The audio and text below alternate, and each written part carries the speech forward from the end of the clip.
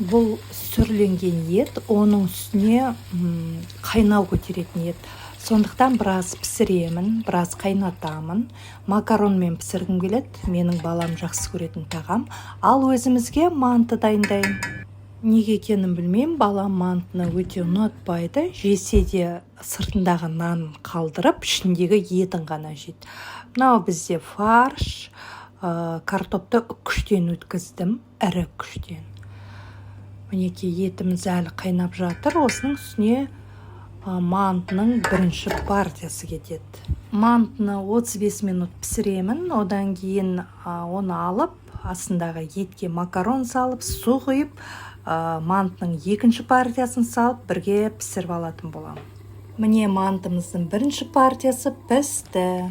Енді макарон салдым етке, шамалы су құйдым, және үстіне мантының екінші партиясын қоямын.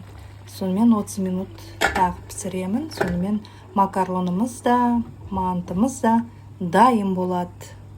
Міне 35 минут өтті, тамағымыз дайын, мантымыз да дайын, макарон мен ет те дайын. Айтпақшы, макарон мен ет өте дәмді болып шығыпты. Балам сүйсініп жеп алды. Оның үстіне ертең әпкем қалғанын жұмысына алып кетеді. Солай, ас болсын.